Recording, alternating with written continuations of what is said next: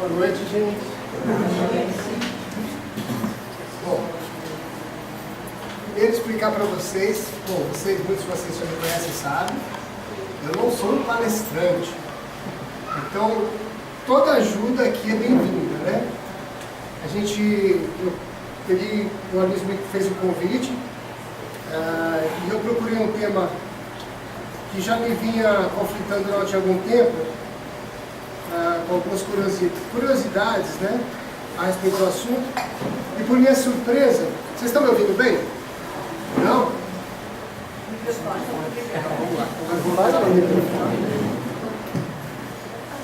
Então, agora melhorou. Então, o Aloysio me fez o convite, né, para a palestra, repetindo mais uma vez, né? Eu não sou um palestrante, eu tenho essa experiência toda do nosso Tiago, do Aloysio, Célio, Sara, né, e tantos outros que já passaram por aqui. Mas sou, como todos vocês, um curioso pela doutrina, né, pelo aprendizado da doutrina. E quando o Aloysio me fez o convite para fazer a palestra, eu busquei algo que é uma curiosidade minha também, né? E por minha surpresa, quando eu fui pesquisar na internet, no famoso Google, né, onde a gente encontra várias respostas, né, mas não todas, eu descobri que eu tive uma dificuldade para encontrar referências a respeito desse assunto. Eu percebi que ele é muito pouco abordado. Nós temos alguns casos, né, esporádicos que tomaram conotação mundial, falando a respeito. E ali eu vi que é algo que deve ser mais estudado, mais discutido por todos nós. Se nós sabemos, existem formas, né, de expressão mediúnica que a gente já conhece, que é a psicografia, a pictografia, né, a pintura, entre outras, e a música também, a música mediúnica, mas eu não encontrei tantas informações ou tantas obras quanto a gente encontra a psicografia, a pictografia e outras. Então, primeiro, para começar a falar sobre esse assunto, eu fiz alguns tópicos e eu tive um azar, mas como não existe azar, né, tudo é para o nosso bem. Eu fiquei me apoiando um pouquinho naquele famoso cabinho da internet, que eu falei, chega aqui, eu vou apresentar vídeos para vocês, vou apresentar alguns tópicos, né? Mas vai correr tudo bem. Ainda tenho aqui a ajuda de vocês também, que podem estar me dando um apoio. Primeiro, o que é mediunidade, né? Quando a gente fala o que é mediunidade, o que passa na cabeça da gente sobre a palavra mediunidade? Como a Bolha fala muitas vezes, ela fala assim, eu sou médium também, só que eu sou médium pedra, né? Quem se intitula médium pedra aqui? Médium pedra, aquele que fala assim, eu não sinto, não vejo, não vejo nada. Mas esses médiums pedras, né, que merecem ainda mais o nosso apreço, nosso carinho, né, porque a fé deles é aquela fé mesmo, eu costumo até brincar, falo aquela fé burra, né, porque a fé tem que ser daquela fé burra, eu acredito, por quê? Não tem lógica, se tem lógica não é fé. Então, os médiuns pedras que abraçam a doutrina, né, com tanto amor, com devoção, e encontram nela um caminho, né, para expressar a sua vida, para o rumo, né, esses merecem mais ainda o nosso mérito, porque eles não pressentem isso, né? Então eu queria até tocar nesse assunto, porque na última palestra a gente conversou, eu falei a respeito das frequências, não sei se vocês estão lembrados sobre as frequências, né? As vibrações, e tudo no universo funciona numa frequência. E nós, mesmo quem tem uma mediunidade mais aflorada, esclarecendo mais uma vez, mediunidade não é nenhum superpoder, e todos nós temos ela, simplesmente muitas vezes essa mediunidade pode ser consciente ou não consciente para os médiuns pedra, né? Mas o que faz a diferença é a percepção de encontrar sintonias. É como um rádio, todos nós somos um rádio, nós podemos sintonizar. Só que alguns vão conseguir sintonizar mais fácil, já sabem o número da estação, outros têm um pouco de dificuldade, passam por ela e voltam, e outros acham que não encontram, mas sentem influenciados de uma forma direta ou indireta. E mesmo no meu caso, assim, a gente percebe que ainda estou muito no início, né, aprendendo a cada dia mais, mas mesmo assim a gente percebe, às vezes, sente essa sensibilidade viva e intensa que faz com efeitos, alguns efeitos mediúnicos que a gente cita são efeitos físicos, né, que a gente percebe que são anormais. Então ali a gente sente que não, conhecendo a ti mesmo, você percebe que ali é um efeito mediúnico que está se manifestando, né? É algo que não pertence ali diretamente à sua pessoa, né? E muitas vezes nós também, quando estamos fora de sintonia, temos dificuldade para se comunicar com a espiritualidade. E justamente nós estamos na sintonia errada quando estamos desestabilizados, quando estamos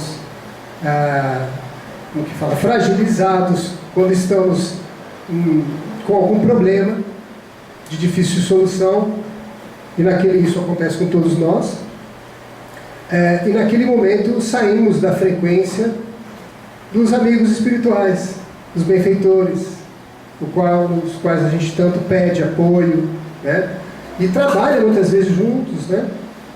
Constantemente. E justamente naquele momento que a gente está fragilizado, a gente saiu da sintonia, a gente pede ajuda e nós bloqueamos a comunicação com o mundo espiritual, com os benfeitores. Isso torna a ajuda mais difícil. Então muitas vezes nós pedimos ajuda, por favor me ajuda, mas nós estamos ainda com aquela raiva do mal que nos fizeram, ou nós estamos ainda com aquela angústia do mal que nos fizeram, né? Ou nós estamos preocupados, né? Demasiadamente preocupados com problemas mil e pedimos ajuda, e eles estão do nosso lado tentando nos ajudar e não conseguem, porque nós às vezes não temos consciência para recorrer no momento e fazer uma simples prece, que é um bom caminho para a gente começar já a entrar numa sintonia. A prece é o botão do rádio para a gente poder sintonizar e começar a se encaixar. E nesse momento o que acontece? Às vezes eu falo, pô Zé Grosso, me dá uma força aí, me ajuda, me esclarece, me dá uma luz para que eu possa entender melhor o que está acontecendo, ou achar um caminho. E nada. Aí de repente vem a médium Pedra do meu lado e fala, amor, eu acho que você podia fazer isso, isso, isso, ou falar com o ciclano. E de repente aí eu percebo na hora, eu falo assim, quem o Zé Grosso usou, ou a espiritualidade usa, é o nosso parceiro, é o caso da minha esposa, a Vânia, né? Que é o médium Pedra, que fala que não tem intuição. Mas a gente percebe, muitas vezes eu percebo claramente a fala, né, que tem a ver com a personalidade daquela entidade que a gente tem aquela proximidade, né, que a gente gosta de ficar perto, de conversar, de sentir. Então, isso prova que médium Pedra também não existe, né? Então, até que nós que achamos que somos médiums Pedra, temos esses momentos onde a espiritualidade nos utiliza como instrumento. Daí vem a conduta, né? Vem o esforço do pensamento, da reforma íntima, porque da mesma forma que nós sintonizamos, né, com esses benfeitores, dependendo do nosso estado psicológico, a gente vai estar sintonizando também com outros espíritos que ainda estão envoltos na crosta terrestre, que ainda estão com necessidades carnais, que ainda estão com outra forma, né, de solucionar os seus problemas. Então, o primeiro tópico, né, que eu quis abordar é falar sobre a mediunidade. E a mediunidade é isso daí. Ela pode ser uma mediunidade consciente ou inconsciente. Aí eu vou colocar aqui para vocês um tema que eu peguei da internet, acho que estava até no Wikipedia, não era nem um site espírita não, mas é uma definição, eu acho até interessante, que é uma definição mais generalizada sobre a mediunidade. A mediunidade é, pois, a faculdade natural que permite sentir e transmitir a influência dos espíritos, ensejando o intercâmbio e a comunicação entre o mundo físico e o espiritual. Trata-se de uma sintonia entre encarnados, aí colocar entre parênteses, vivos, e desencarnados, entre parênteses, mortos. Aí eu peguei e risquei. Vivos. Né? Por quê? Se a gente fala com eles, se eles passam mensagens para a gente, se a gente sente essa interação nessas duas dimensões paralelas, se eles pintam, se eles podem escrever, se eles podem falar, se eles podem tocar, se eles podem compor, porque vou eu dizer que estão mortos, estão vivos, né? Permitindo uma mediunidade como uma oportunidade de servir, de praticar a caridade, sendo uma bênção de Deus que faculta manter o contato com a vida espiritual. Você vê que se contradiz quando ele fala com os mortos e depois fala da vida espiritual. Então a gente vê como que há muito conflito sobre quando a gente tenta explicar isso, né? Graças ao intercâmbio podemos ter aqui não apenas a certeza da sobrevivência da vida após a morte, mas também o equilíbrio para resgatarmos com proficiência os débitos, ou seja, desajustes adquiridos em encarnações anteriores. Esse tópico aqui é interessante, porque eu já ouvi gente falando assim: essa mediunidade não é um karma, eu não queria ter mediunidade. Ou então você tem mediunidade, você tem isso porque é o seu karma, você fez muito mal para alguém, então agora você tem essa mediunidade que é para você poder trabalhar e suprir. Eu acho que vai muito mais além do que uma simplória definição desse tipo.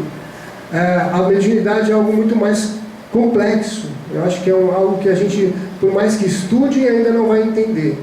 Mas já provaram que é um fenômeno físico. E todos nós temos um cristal e descobriram que alguns têm esse cristalzinho mais desenvolvido, maior, menor. E eu acho que esse cristal nada mais é, essa é uma definição minha, do que uma anteninha, né?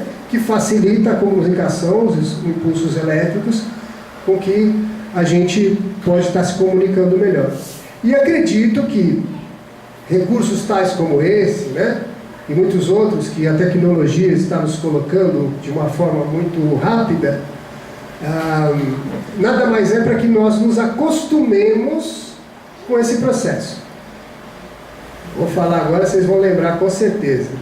Como foi a sensação quando alguém conseguiu mandar uma carta através de um fax e a carta saiu do outro lado do mundo? Nossa, quase inacreditável, parecia uma mágica. Eu mandei um papel aqui, do outro lado do mundo, o outro recebeu e leu minha carta. Nossa, fantástico. Deve ser magia. Alguns até duvidaram que isso seria possível. Depois a gente descobre um caminho, chama internet, e eu lembro quando eu estava passando numa estação de trem, muita gente em volta de uma vitrine. Eu falei: o que é isso? Aí tinha lá um computador com aquela telinha ainda, com os numerozinhos tudo verde, né? Telinha verde. E o pessoal falando: não, eles estão se comunicando com o outro do outro lado do mundo, no Japão, através do computador. Eu falei: nossa, não é possível um negócio desse. E depois o Thiago deve lembrar bem dessa época, né?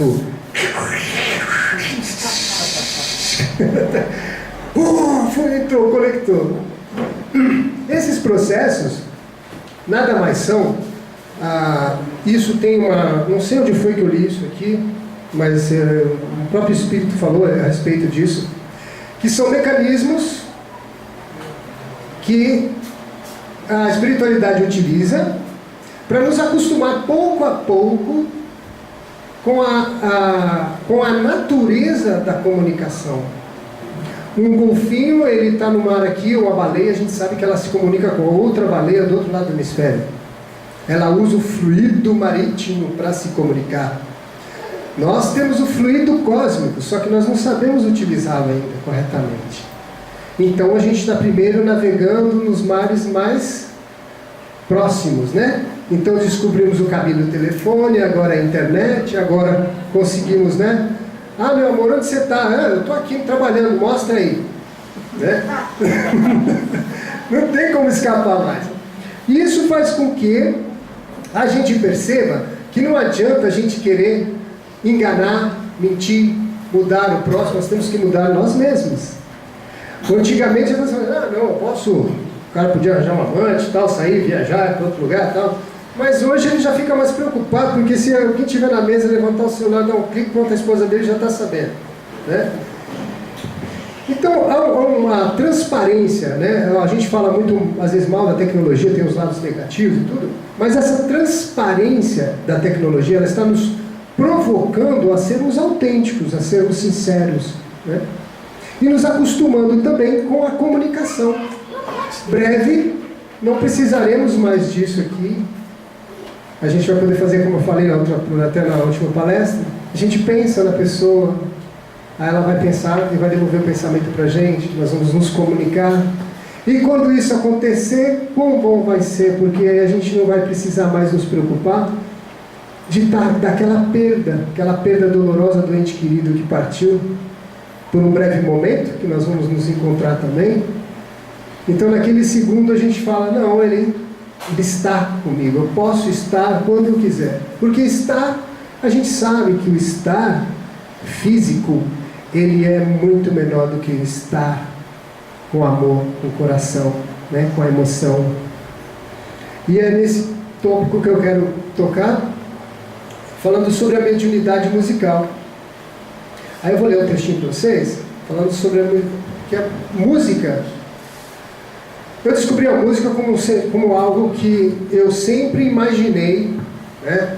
Alguns podem dizer até que esse é mais um louco, né? Mas está cheio de médium no hospício também, né?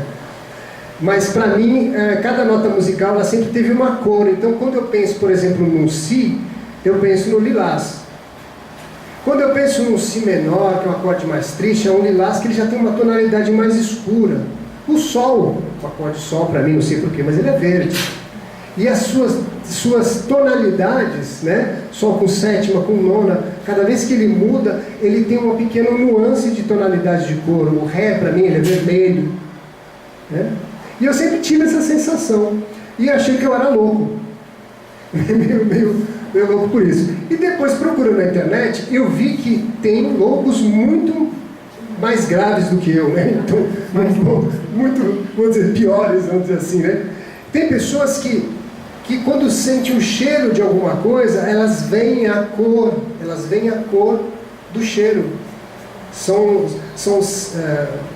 sensitivos, né? Então vão muito além só do som. Então tem pessoas que foram procurar tratamento psicológico, que se sentiam totalmente perturbadas por causa disso. Porque elas sentiam o cheiro e e falavam, ó, o crustáceos para mim tem cor disso, o outro tem isso. Então as pessoas até se prejudicavam em sua vida particular por causa disso. Isso para mim desde pequeno foi uma coisa muito, muito natural. Eu fui criado em uma casa, meu avô era músico, tinha a banda dele, né, na época, não era banda de rock, né, mas eles tocavam, eu lembro que aos domingos eles se reuniam num coro de 7 violões, aí tinha um bandolim, mais um que tocava cavaquinho, né, e pandeiro. E eu lembro que eu tinha 4 anos, mas eu lembro muito bem disso, né? Tinha até um amigo dele que chamava Mané Beisola, era um negócio forte pra caramba, tinha uma voz grave, né? Na época de Nelson Gonçalves. E quando eu vi aqueles 7 violões tocando, fazendo cada um uma coisa diferente, eu fiquei estupefato. Eu falei assim, nossa, não é possível, né? E eu queria de qualquer forma acompanhar, tocar, só que eu era muito pequeno. E eu comecei a roubar o violão do meu avô e eu passava com ele na porta, mas eu passava com o violão assim, né, de lado. E bum, eu comecei a arrebentar o violão do meu avô todinho. Até o dia que ele falou assim, não dá não, 5 anos, toma o seu violão e me deu um de presente. Né? E ali foi a paixão já pela música. Mas como no caso, muitos casos que a gente vê de mediunidade, como no caso da Rosemary Brown, que a gente vai abordar mais para frente, ela também nasceu, ou como o de Rossini, eles já nasceram numa casa, né, de espírita. Muitas vezes isso acontece com frequência, os afins, né? Nós temos uma vasta gama de afins, né? Numa encarnação, quantos parentes nós temos, né? Quantos irmãos, primos, tios, né? Em duas, imagina, duplica, triplica. Então, a gente acaba tendo muitos afins. E quando a gente encarna, a gente, de uma forma direta ou indireta, a gente vai cair num berço onde tem aquelas afinidades, né? No caso da música é a mesma coisa. E aí eu dividi a mediunidade musical, vou citar para vocês aqui, é a afinidade com a música, sejam estas através de laços construídos com companheiros espirituais, aí eu estou falando, né, com os mentores, né? De vidas passadas e ou experiências adquiridas nesse setor através da reencarnação. Hoje eu aprendi a tocar 2 acordes, depois eu aprendi a tocar violino, depois eu aprendi a tocar violão, daqui a pouco em cada encarnação eu vou aprendendo e vou tendo essa paixão, esse amor. Esta afinidade pode ser indireta ou direta, né? Indireta quando há contato com o universo musical como ouvinte, auxiliar, como espectador. E é direta quando tem acesso à parte didática, né? Mecânica, no exercício. A afinidade mediúnica musical, foi o que eu falei antes aqui, estava até citando aqui, que os médiuns... Opa, só um minuto.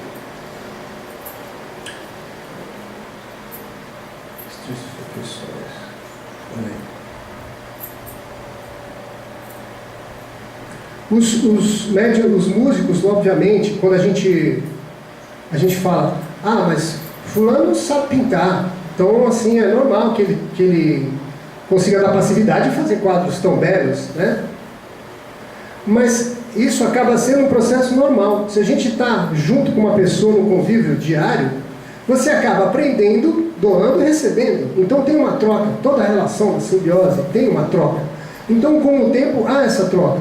Obviamente que um espírito, uma entidade, ela vai procurar um médium para fazer uma pintura que tenha já afinidade com aquilo. Ele vai procurar uma caneta que tenha um pouco de tinta para escrever. Ele vai precisar daquela, ao menos de uma informação básica ali, para que ele possa executar melhor a sua função. Agora, no caso, por exemplo, da Rosemary Brown... Oi? Tá. Não falei isso. Obrigado. O Zé Grosso está apontando para ela, dando umas cutucadas lá. Fala para ele. Não, Rosemary Brown, né? Alguém conhece Rosemary Brown? Já ouviu falar sobre Rosemary Brown? Não? Então, obrigado. Rosemary Brown, eu vou contar um pouquinho a história dela. Ela ela nasceu de família pobre, né? Nos Estados Unidos. E ela começou, com 7 anos, ela teve a primeira vidência, vamos dizer assim, né? Comprovando o mesmo caso que eu falei antes, os pais, o pai e a mãe também já tinham tido algum relato, os avós também, de efeito mediúnico. Tinham visto, conversado, algum contato com o mundo espiritual. Então, ela não foi logo de cara taxada como louca. Então aí já vem a escolha do próprio espírito. Com 7 anos, ela teve uma entidade que se apresentou para ela e falou: nós ainda vamos trabalhar juntos. Quando chegar a hora, se estiver madura, nós vamos compor juntos, nós vamos trabalhar juntos. E ela lembra muito bem desse momento, porque foi uma mensagem, uma presença muito clara. Os anos se passaram e era típico naquela época que muitas das casas tinham pianos, né? Piano, e ela tinha um piano em casa. Só que, se eu não me engano, foi o pai faleceu, né? E a família entrou por uma crise, e aí ficaram em desespero e começaram a vender tudo que eles tinham e tentaram vender aquele piano, mas aquele piano parecia que estava pregado no chão da sala. Ninguém conseguia vender aquele piano. E aquilo poderia ajudar muito a família. E o que é interessante no caso da Rosemary Brown é que ela não tinha acesso aos concertos, aos shows da época, para poder ter contato com a música clássica. Ela não tinha dinheiro para poder estudar, por ter uma condição, né, por ser mais pobre. Então, na idade de, se não me engano, 14 anos, na puberdade, se apresenta para ela o espírito de Liszt. E começa ali uma longa, duradoura parceria, onde foram apresentados vários trabalhos futuramente. E na presença ela começa a escrever algumas peças. Então tem até alguns casos, ela deu uma entrevista muito interessante para a BBC na época, e isso tomou uma repercussão mundial. Foi na década de... foi entre 1960 e 1970. E foi o mundo inteiro foi algo muito novo, né? Falar sobre isso, né? Discutir sobre isso. E aí vem sempre aquela, né, como falaram no próprio Chico, né, charlatão, isso aí não é possível. E foi um momento muito difícil, né, que ela teve que enfrentar. Mas a espiritualidade parece que já faz tudo programado, tudo certinho, como a gente fala. A gente não entende agora, mas vai entender depois. Se ela tivesse cursado grandes escolas, se ela tivesse feito grandes trabalhos, estudado, se ela tivesse desenvolvido uma técnica, né, muito boa na área musical, ficaria fácil pensar que ela teria composto aquelas músicas. Mas pelo contrário, ela não teve acesso. Então isso causou um choque, porque muitas vezes ela recebia a partitura, quer dizer, ela tinha um conhecimento muito precário de música teórica também. Então ela recebia a mensagem, o Liszt conversava com ela. A relação dela, se a gente quiser comparar, é mais ou menos Emmanuel e Chico, né? Foi ali um amigo que se juntou para fazer um trabalho. Então ela pegava a partitura, ele escrevia a partitura, e muitas vezes ela olhava aquilo com um pouco conhecimento que ela tinha. Isso aqui não tem lógica, isso aqui está meio estranho, e tentava tocar. E ela não conseguia executar, porque eram partituras muito evoluídas, com técnicas fora, que ela jamais tinha visto. Então muitas vezes aquelas partituras eram levadas para músicos, né, conceituados, que com sua técnica conseguiam extrair dali a pureza daquelas maravilhas que estavam sendo escritas. Tanto que chegou um momento que ela foi... isso começou a tomar conotação mundial, e a BBC chamou para que ela fosse no programa, e ali começou uma espécie de pinga-fogo, né? Como normal do ser humano fazer com tudo que ele desconhece, né? E começaram a fazer um debate, colocaram ela na parede, perguntaram sobre a vida dela, o que ela fazia, já tinham especulado, etc. E surgiu no momento, ao vivo, a pergunta: então, se você fala com os mortos? Ela falou assim: não, eu não falo, eu ouço, né? Eu converso também, mas... você poderia agora, por exemplo, compor uma música pra gente aqui, um canal ao vivo aberto, para que a gente pudesse ver como isso funciona. E ela, com toda a sua humildade, ela falou: olha, não compete a mim, né? Não sou eu que decido isso. Eu posso muito bem compor, como posso não conseguir, né? Mas eu vou tentar, né? Então, quando ela se pôs a escrever, isso está filmado, está no YouTube, se a gente pode procurar, vocês vão achar. Ela pega no canto assim, começa a escrever a partitura, vai escrevendo. E ela mais uma vez olha para aquilo e fala assim: me desculpem, mas eu não creio que isso tenha algum nexo, algum sentido, isso que eu acabei de escrever. E eu peço desculpas, né, a todos. E nesse momento o repórter fala: não, mas por favor, tente tocar assim mesmo, né? E ela tenta tocar, não consegue muito bem. E aí no próprio programa eles já sabiam do processo, tinha um pianista conhecido, né? E aí se permite que ele toque a peça, ele pegou e colocou e tocou. E aí ele identificou e falou assim: olha, essa peça realmente, ela relata um estilo muito presente de Liszt. E posso dizer até, porque é um estudioso de música clássica, né? E eu posso citar até que foi um estilo de técnica que ele desenvolveu mais próximo de sua morte. E é uma semelhança muito grande. Mas não é ele, né? É porque ele não poderia afirmar, porque aí vem aquela aceitação, né, da reencarnação, do espiritismo. Então houve aquele momento de silêncio. Mas ficou muito claro ali que aquela técnica ela não seria capaz. Aí a gente percebe a inteligência da espiritualidade quando ela quer provar que ela está presente, que essa vida paralela do mundo espiritual existe. Ela escolheu uma ferramenta precária para que ficasse claro de que ela não seria capaz de desenvolver tal obra de tal ponto.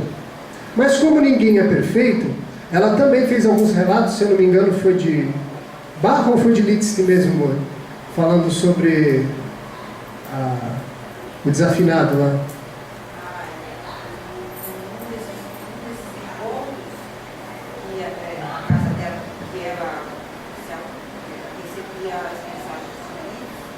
Foi Liszt? Mas aí ele chamou outros. E tinha alguns, por exemplo, Bach? acho que foi na Schubert, que ela falava assim, eu escrevi tudo que ele falou, só que eu não entendi nada, por causa da língua dele. E aí ele lembrei, foi Bach, né? Acho que foi Bach. Ele resolveu cantar, e ela falou assim, mas ele cantava muito mal, eu não entendia nada.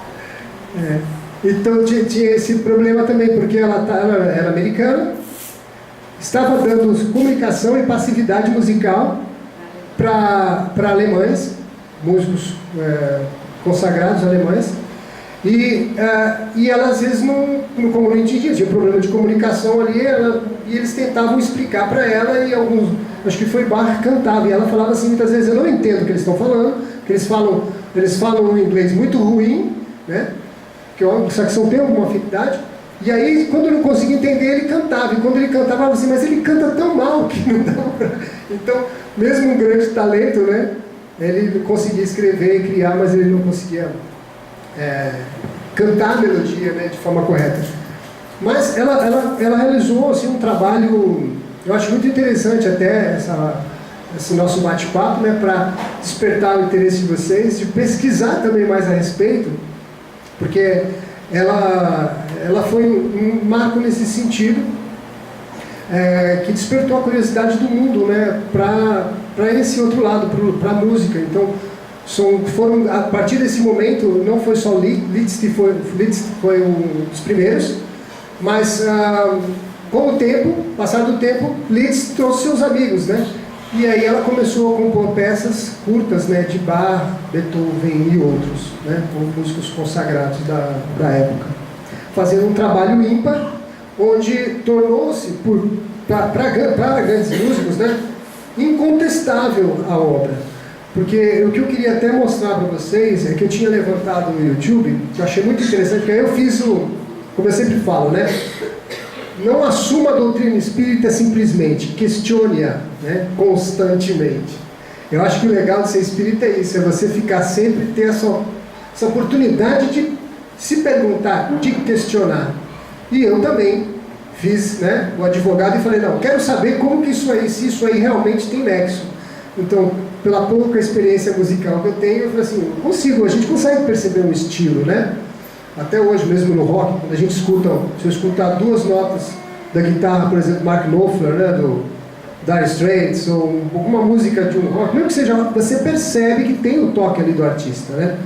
E aí eu quis comparar as duas músicas e coloquei uma peça muito bonita de Liszt e comparei com o trechinho curto que ela fez dele no final de sua vida. É incrível perceber que não só o estilo, né, mas a técnica ela evoluiu. Isso comprova que muitos relatos que falam como o espírito, nossa visão ela amplia, né? Nossa visão do universo é completamente diferente. E a agilidade, a sintonia da agilidade, do estilo da rapidez e da técnica que era utilizada, por exemplo, notas muito rápidas, né? Então aquele estilo estava inciso ali com muita clareza, com muita vida, me levando a crer, né, que realmente ali era o mesmo compositor que estava compondo. E não foi só o meu relato, mas muitos outros também compararam e chegaram a essa conclusão, né? Vamos ver agora outro tópico. Tá. Só um minutinho.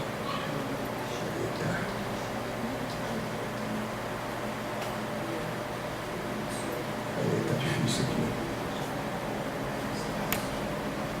Só um minutinho. Direto. Conduta do médium, né? Os hábitos, pensamentos e atitudes terão sempre importância no resultado e no relacionamento com os espíritos. É por esta razão que a reforma íntima e os bons pensamentos são, em primeira ordem, as ferramentas principais para o trabalho em questão. Quem já ouviu falar aqui de Gasparetto? Quem viu Gasparetto? Viu Gasparetto? Eu vi.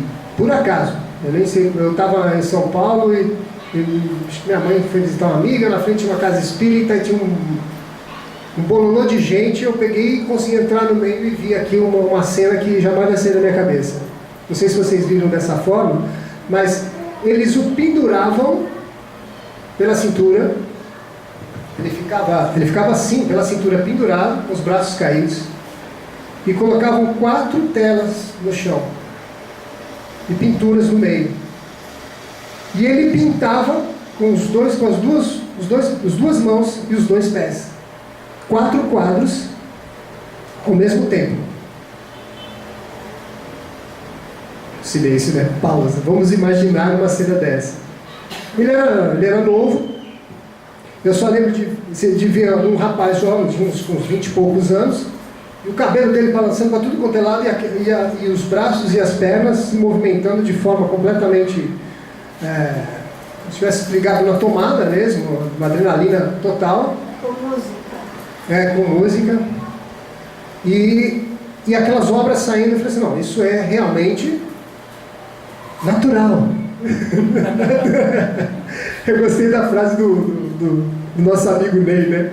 A gente tem costume de falar, não, isso é sobrenatural. Eu falei, não, isso para o espírita é natural, né? A natureza. O espiritismo é a natureza, né? E eu fiquei chocado, eu falei assim, gente, olha só como que essa comunicação, essa afinidade acontece. Então, 4 espíritos ao mesmo tempo se manifestando, fazendo obras diferentes e assinando. Agora, o Gasparetto continua trabalhando? Acho que com a pintura não, né? Parece que parou, né? Ele está com a escultura, ele estava um tempo atrás. Eu não quero citar como um exemplo pejorativo, mas um alerta. Vou me abrir com vocês, sou uma pessoa muito transparente, né? Eu sou muito grato pelo trabalho, oportunidade que me foi dada de ser trabalhador da casa, de aprender sobre a conduta, de trabalhar no atendimento fraterno, na fluidoterapia. E teve uma pessoa que veio de muito longe e falou assim, eu vim porque nós precisamos trabalhar juntos. Veio de fora do país, da Europa. E falou, nós vamos trabalhar muito juntos. E ela não me conhecia, não sabia quem eu era, mas ela falou tudo sobre a minha vida. Eu falei, bom, isso aí é natural. Natural. As pessoas têm esse dom. E ela falou assim, e nós vamos ganhar muito dinheiro juntos. Eu falei, tem uma coisa errada. Porque ela atende nos Estados Unidos, ela atende na Europa, ela atende em vários lugares. Ela faz o tratamento de fluidoterapia, a gente aproveita, tá vendo? Aqui é gratuito. E ela faz esse tratamento, só que ela cobra a consulta dela. Eu falei assim, eu não sei, no meu ponto de vista eu acho que é errado cobrar. Né? Você não está ajudando as pessoas? Estou. Mas se Deus me deu esse dom, é o meu trabalho.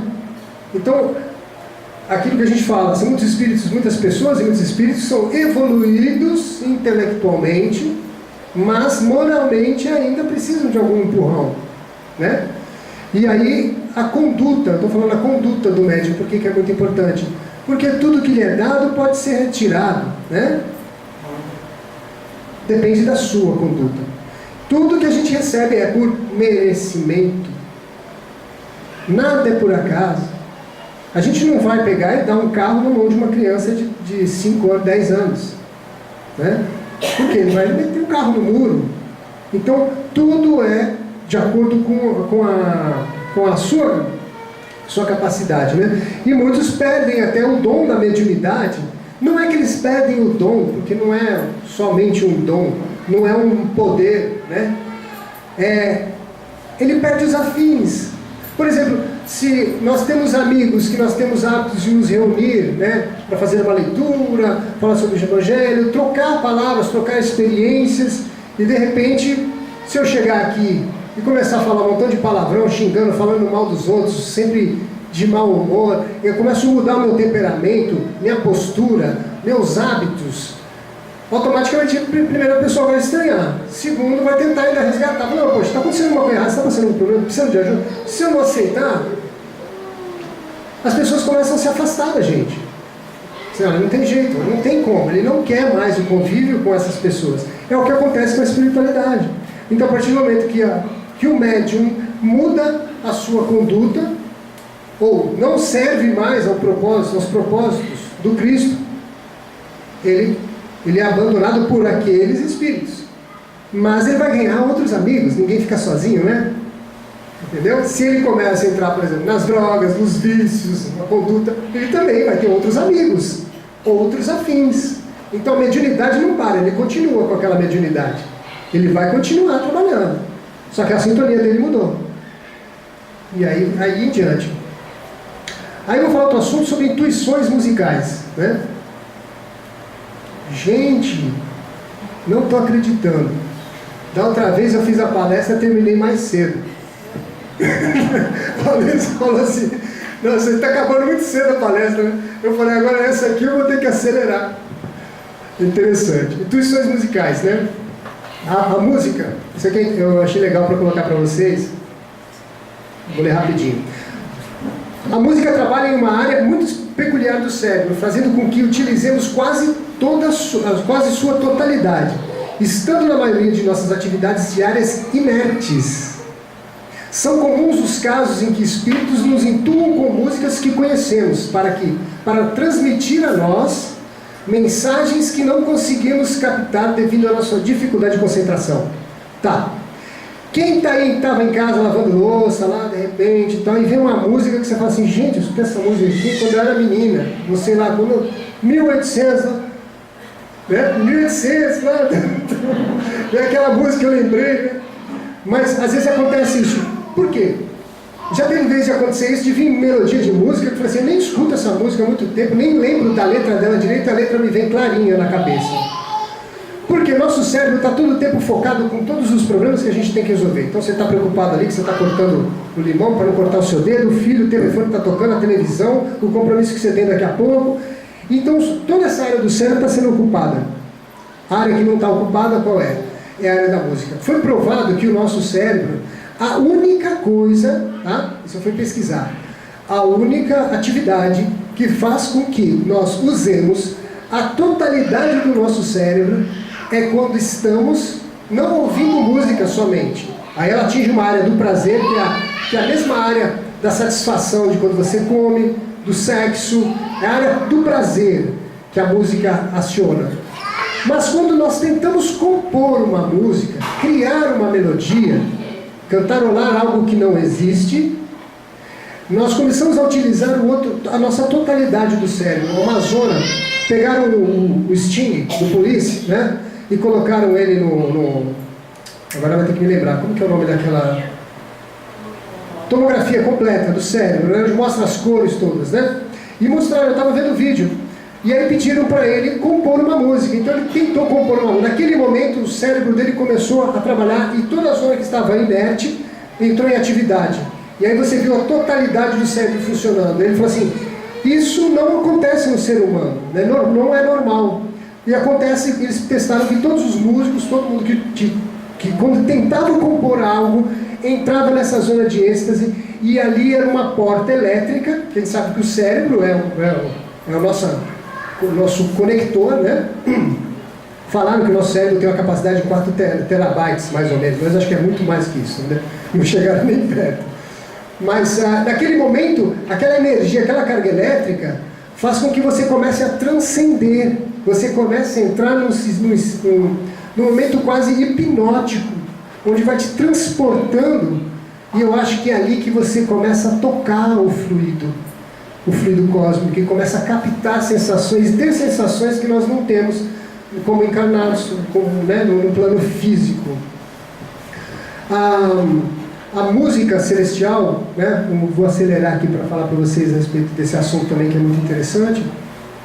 O caso que está na Obras Póstumas, da filha do Rossini, né, que ela também veio de uma família espírita, né? Então no culto no lar, a Rossini fala: mas a música celestial é algo fora de série, é algo fantástico, é algo indescritível. E ela, como era musicista, falou assim: não é possível. Não pode ter música mais bonita, por exemplo, Bach, Beethoven.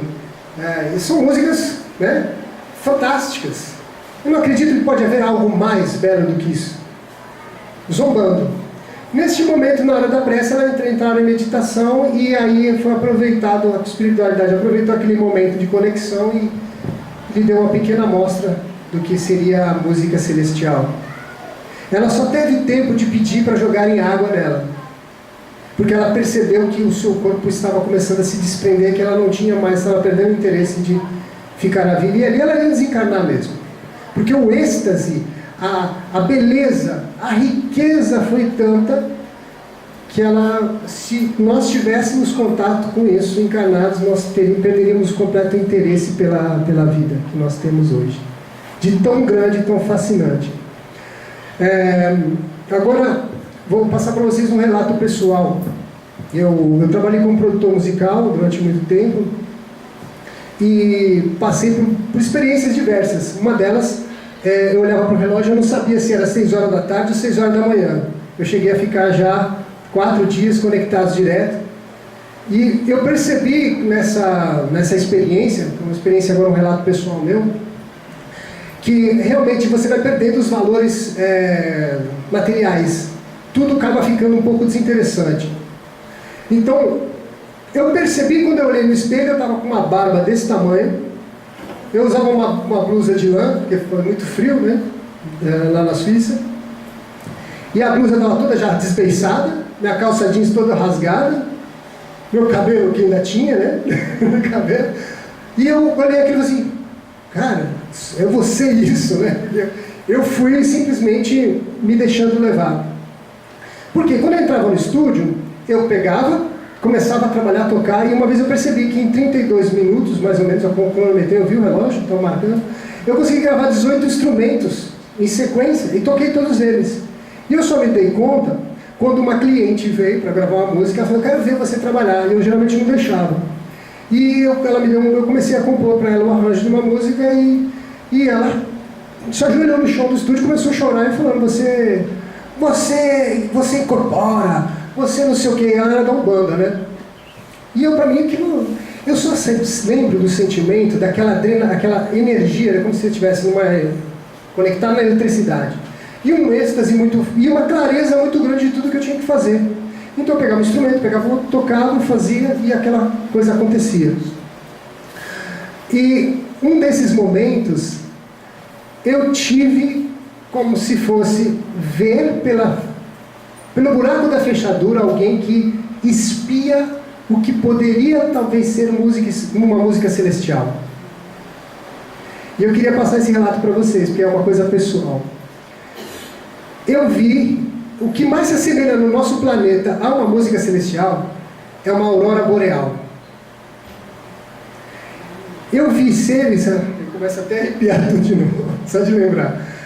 Eu vi seres assim, como se fossem pessoas com rostos angelicais, muito belos, cabelo normal. Só que como se tivesse, o corpo fossem vestes, só que essas vestes eram como se fossem filamentos de seda que bailavam no ar. E cada nota musical eram músicas de coro de vozes 1000 que se cruzavam em sequências matemáticas. Era tudo muito exato. Eram cálculos matemáticos. Então, como misturar essa matemática com um puro sentimento? E tudo bailava como se estivesse dentro da água, como se fosse um fluido.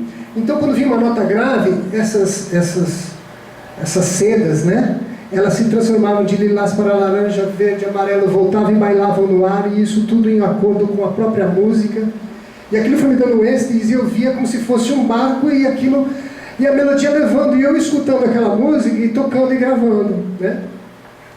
E faz parte de um trabalho meu que está guardado durante muito tempo, porque eu produzi 28 álbuns, mas o meu próprio a gente nunca tem tempo para fazer, então foi ficando guardado por aí. E outras sensações que eu tive de estar dormindo no sofá depois de estar exausto e perceber a presença clara de meus amigos espirituais que vieram me xingando mesmo, falando, vamos trabalhar, não sei o que, acordei assustado e procurar dentro do estúdio ver se tinha alguém, quer dizer, só que eu não tinha noção da mediunidade, o que era, então isso me causava um conflito muito grande, e com o tempo eu fui entendendo e fui compreendendo mais, graças à doutrina, né, que foi me explicando mais como isso funciona. Uma dessas músicas, eu em parceria com o autor, que eu não sei o nome, mas eu sei que não fui eu que fiz, então não quero dar o mérito para mim. E eu queria tocar, vou tocar para vocês. Ai, tá? isso.